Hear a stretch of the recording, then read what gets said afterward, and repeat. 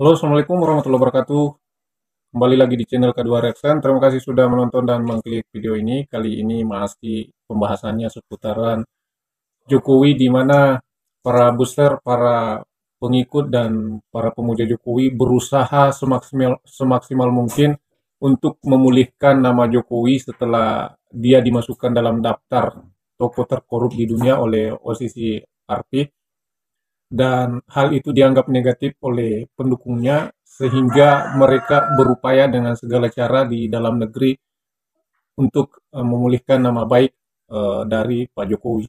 Tidak hanya itu, setelah serangan dari luar negeri datang, tiba-tiba Jokowi juga dihadapkan dengan keputusan Mahkamah Konstitusi untuk membatalkan atau menurunkan threshold hold yang dari 20% menjadi 0%. Ini kemudian menjadi catatan yang akan mempersulit di 2029 bagi anak-anak Jokowi untuk bersaing di Capres, di mana dengan 0% ini memberikan kesempatan kepada tokoh-tokoh yang lain untuk berpeluang bersaing di sana, sehingga meminimal kemungkinan kecurangan dan persekongkolan orang-orang besar di dalamnya, termasuk Jokowi dan kawanannya atau dengan kawan-kawannya.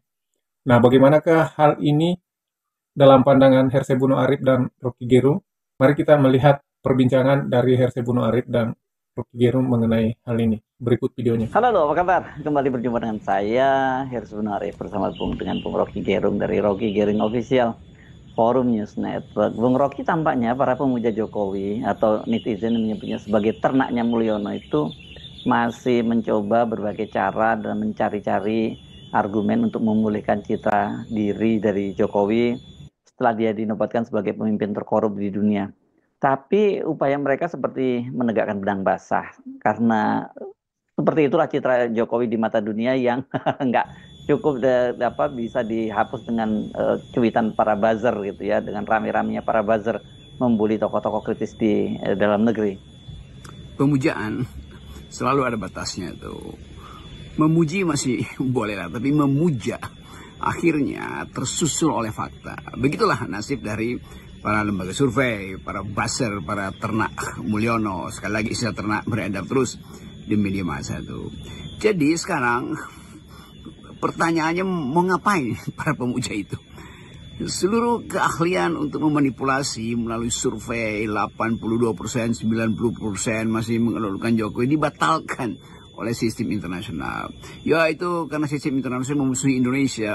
Bagaimana mungkin kita membaca kepentingan internasional kalau faktanya bahwa semua yang dianggap sukses, bahkan majalah Times mengucapkan dulu The New Hope itu pada akhirnya berubah menjadi sindiran halus bahwa Jokowi itu sebetulnya dari awal itu dihidupkan oleh pemujaan. Jadi beliau tidak sadar bahwa dipuji dan dipuja melambungkan seluruh pencitraan dan akhirnya jatuh tersungkur. Nah sekarang para pemuja mau ngapain itu selalu yang jadi akibat dari apa yang biasa disebut sebagai self-fulfilling prophecy atau apa dulu ada istilah Pygmalion paradoks itu. Jadi dulu ada seorang pematung, dia buat patung yang sangat cantik gitu, lalu akhirnya dia jatuh cinta pada patung itu. Demikian juga para pemuja yang memuja-muja patung yang kemudian diruntuhkan oleh sistem internasional kan. Jadi apa akibatnya bagi sebut aja pembelajaran politik kita, yaitu memuja itu ada batasnya tuh. Dan berapa banyak uang yang dikeluarkan oleh Pak Jokowi untuk menikmati patungnya sendiri tuh, yang bahkan bukan dia yang dibuatkan orang lain, lalu orang lain ikut menyembah patung yang dibuatkan untuk Pak Jokowi kan. Jadi Pygmalion effect ini yang kemudian menjadi semacam percakapan internasional bahwa pada akhirnya mereka yang dari awal menunggangi pencitraan itu akhirnya tenggelam bersama citra yang dia bikin sendiri. Jadi itu batas dari kedunguan orang yang mengetahui bahwa yang dia lakukan itu sebenarnya dari awal palsu, tapi dia percaya kepalsuannya yang dia buat sendiri. Yang sekarang dia bingung untuk bagaimana memulihkan kepalsuan itu yang nggak bisa lagi. Anda udah masuk dalam semacam kedunguan Pygmalion, dan itu yang memungkinkan kita lihat bagaimana lembaga survei itu sebetulnya dari awal adalah para pembisik Jokowi dengan motif yang membusukkan beliau. Jadi Jokowi dibusukkan oleh sistemnya sendiri, dibusukkan oleh lembaga survei, dibusukkan oleh influencer dan seterusnya. Jokowi saat ini benar-benar menghadapi situasi yang sebelumnya tidak pernah dia bayangkan dan juga tidak dia perhitungkan. Ini kan kalau di dunia internasional dia dikejutkan dengan nominasi OCCRP yang ini nggak bisa dengan cara mengkonsolidasi media-media di Indonesia untuk men-take down berita-berita yang berkaitan dengan OCCRP atau bahkan kemudian memelintir berita berkaitan dengan OCCRP. Sementara di dalam negeri dia juga dikejutkan oleh putusan Mahkamah Konstitusi yang memutuskan untuk sekarang membatalkan presidensial threshold 20%. Artinya ini kan Jokowi ya dia menghadapi persoalan di dalam dan di luar negeri. Dalam negeri tentu kaitannya dengan pencalonan putranya nanti pada Pilpres 2029. Tapi pertanyaan saya kan kita tahu bahwa Jokowi ini tentu tidak berdiri sendiri, ada para oligarki yang selama ini mengasuh dia. Nah pertanyaannya apakah oligarki akan tinggal diam saja? Keputusan MK menolpersenkan presiden threshold juga itu memberantakkan seluruh perencanaan untuk mengakali demokrasi lagi dengan mengumpulkan 20%. Akhirnya Jokowi tahu sendiri bahwa dia tidak mungkin lagi mengendalikan 20% itu. Demikian juga tokoh-tokoh di balik kasus 20%. Mungkin ada seseorang yang masih menganggap nanti mereka masih bisa permainkan partai-partai itu untuk dikumpulkan. Sekarang partai-partai bersiap-siap untuk melakukan kaderisasi, itu bagusnya tuh. Tetapi kita juga mesti hati-hati bahwa bisa aja Mahkamah Konstitusi berubah lagi kalau hakim-hakimnya diganti tuh. Kan ini juga masih proses yang menggantung di dalam benak publik tuh. Tetapi kita yakinkan kita akan jaga soal ini supaya kompetisi di 2009 tidak lagi dilakukan melalui lembaga-lembaga survei yang memanipulasi pencitraan untuk seseorang karena menganggap bahwa ya pemilih di 2029 toh masih yang sekarang yang sekolahnya itu tidak lulus SMP itu pemilih mayoritas. Nah kita harus bersiap masyarakat sipil untuk mendorong jangan sampai hanya karena kekurangan pendidikan maka lembaga-lembaga survei ini atau buzzer-buzzer ternak-ternak muyur ini masih beroperasi di wilayah itu kan. Kan mereka tahu betul bahwa apapun yang diputuskan MK itu nggak ada impactnya bagi teman-teman rakyat kita yang masih tergantung pada BLT, yang masih tergantung pada pencitraan, yang masih tergantung oleh bius-bius lembaga survei.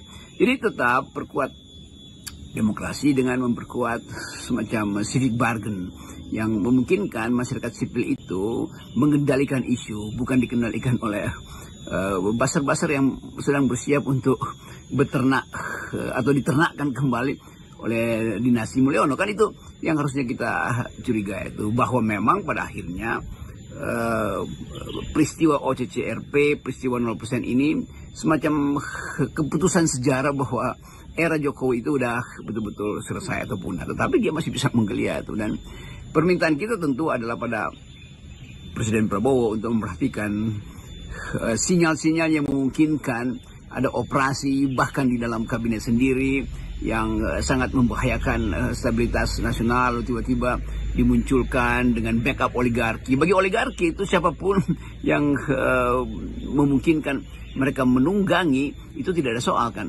Yang penting jangan akumulasi modal itu dihalangi itu. Dan bisa ada boneka baru juga yang dimunculkan atau mungkin titisan dari boneka lama dijadikan semacam asuhan baru dari oligarki. Jadi a new kind of civilian value, a new kind of civic culture, a new kind of civilian aktivis itu mesti kita pastikan menopang dan menjaga momentum 0% ini supaya tidak hilang dari screen politik yang sekarang sedang berupaya untuk dikaburkan lagi oleh mereka yang terganggu dengan keputusan Mahkamah Konstitusi itu. Nah ini menarik, ini kita bahas nih ya Bung Rocky soal PT 0%. Publik itu kan akan banyak punya pilihan ya kalau dengan 0% itu, sekaligus banyak tokoh bagus yang nggak bisa maju karena terganjar PT 2%. Sekarang ini mereka ada harapan untuk bisa maju. Tapi bersamaan dengan itu banyak juga yang khawatir nanti kalau munculnya terlalu banyak capres, tetapi kalau capresnya tidak bermutu kan juga itu lebih berbahaya, dan juga oligarki dengan duitnya dia tetap aja bisa mengajukan calonnya. Ya tentu ada aja semacam mulai ada semacam pesimisme. Wah, nanti kalau 0% artinya semua orang bisa mencalonkan diri. Memang begitu, karena itu konsekuensi dari demokrasi dan pemilihan langsung. Tetapi rasionalitas politik juga akan menapis mereka tuh kan. Kan nggak mungkin ada 1000 orang itu bikin partai putih. Atau dari 100 partai itu masing-masing akan mencalonkan. Tetap ada rasionalitas ketika tokoh-tokoh yang bermutu mungkin di 2026 mulai memajukan diri atau dimajukan untuk bertanding. Yang lain pasti mulai berpikir kembali itu mau ikut apa enggak nih. Ketika tokoh-tokoh berintegritas masuk dalam sistem kompetisi bebas itu, ya paling 10-12 tokoh ada di situ tuh. Bahkan dulu di Turki ada 150 calon, tapi seleksinya rasional. Demikian juga di kita tuh, bahwa potensi untuk menghasilkan tokoh-tokoh di 2029 harus mulai dilakukan sejak sekarang tuh. Partai-partai yang biasanya ada 1-2 don yang mengumpulkan 20% itu sekarang nggak punya kesempatan untuk mengkonsolidasi dengan cara manipulatif lagi itu. Jadi biarkan tokoh-tokoh daerah juga muncul dan tokoh-tokoh partai juga muncul, tetapi ada akal sehat publik yang akan memfilter mereka. Tentu yang diajukan bertahun-tahun oleh FNN mulailah dengan men-screen off lebih dahulu mereka yang hendak memalsukan identitasnya di 2009. Kita mulai dengan prinsip pertama bahwa silahkan bertanding di 2009, tetapi prinsip utamanya adalah Anda harus etikabilitasnya harus terjamin lebih dahulu tuh. Tidak pernah membohongi publik, tidak pernah korupsi. Yang kedua, intelektualitas Anda harus terandal karena akan masuk dalam perdebatan politik ide di 2009. Jadi kemampuan argumentatif, kemampuan diplomasi di dalam kalimat juga menunjukkan intelektualitas, tapi bukan manipulatif.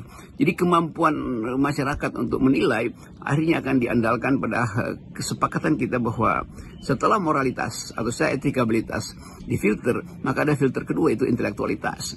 Baru nanti menjelang 2029 kita uji elektabilitas Anda tuh. Jadi sebetulnya ada kesempatan untuk kompetisi secara fair, kompetisi dengan prinsip etik dan prinsip intelektualitas, kecendekiawanan. Itu sebetulnya yang harusnya jadi patokan untuk mulai merekrut tokoh-tokoh dari daerah, dari kabupaten, dari provinsi, tingkat nasional untuk memanfaatkan 0% di dalam kompetisi 2029. Oke, itu tadi perbincangan dari Hersebuno Arip dan Rocky Gerung mengenai bagaimana Jokowi yang dibela mati-matian oleh buzzer dan pemujanya, kemudian kemungkinan bagaimana Jokowi dan teman-teman sekutu-sekutunya menghadapi keputusan MK yang menurunkan 20% menjadi 0% threshold untuk capres di 2029. Tentu saja ini menjadi problem bagi Jokowi setelah bertubi-tubi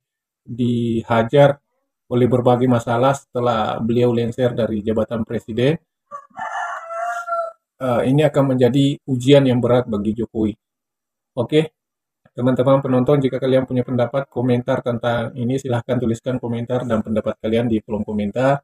Dan terima kasih sudah menonton. Jangan lupa di like, di komen, dan di subscribe video ini. Terima kasih sudah menonton. Wassalamualaikum warahmatullahi wabarakatuh.